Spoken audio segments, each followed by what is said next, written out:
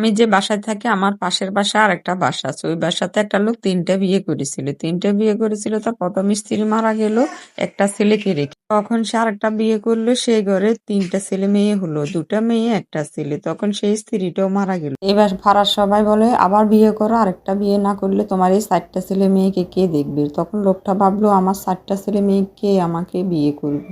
তখন লোকটার জন্য ফ্যামিলির লোকেরা একটা মেয়েকে ঠিক করলো। সেই মেয়ের আগের ঘরে ৩ টা ছেলে মেয়ে আছে। লোকটার ৩ নাম্বার বউ আসলো সংসারে। তখন লোকটার সংসারে বাজলো নানান রকমের ঝামেলা। প্রথম সংসারে যেহেতু ৪ টা ছেলে মেয়ে তাদেরকে দেখতে পারে না, তাদের খাওয়া দাওয়া সবকিছুতেই ঝামেলা।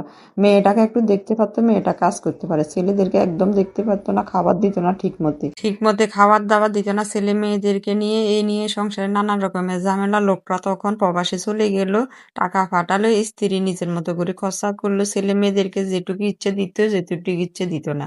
সৎ মা কখনো নিজের মা যেমন হয় না তেমন সৎ সন্তানও নিজের সন্তান হয় না, এটাই বাস্তব।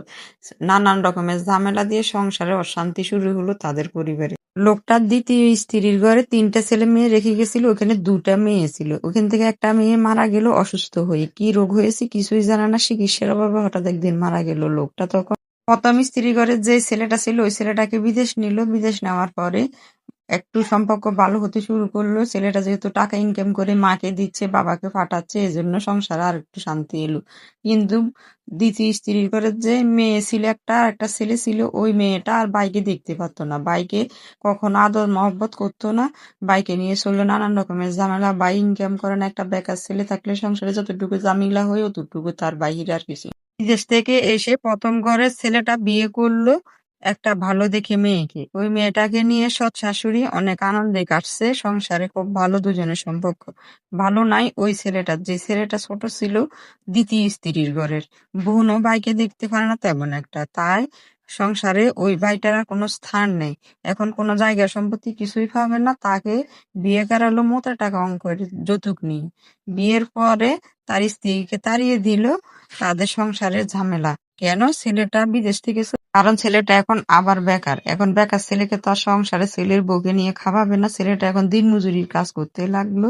ফ্যামিলির লোক তা মানতে লাগলো না। নানান রকমের সংসারে অশান্তি শুরু হলো। ছেলেটা তারপর আর সহ্য করতে না পেরে এখন বাড়ি থেকে বের হয়ে চলে গেছে অন্য জায়গায়, চাকরি করে অন্য জায়গায় থাকে। ছেলের বউটাকে তালাক দিয়ে দিয়েছে। ছেলের বউটাকে খাওয়াতে পারবে না সংসারে নানান রকমের অশান্তির কারণে। এখন একটা সংসারে বলুন কিভাবে শান্তি আসবে?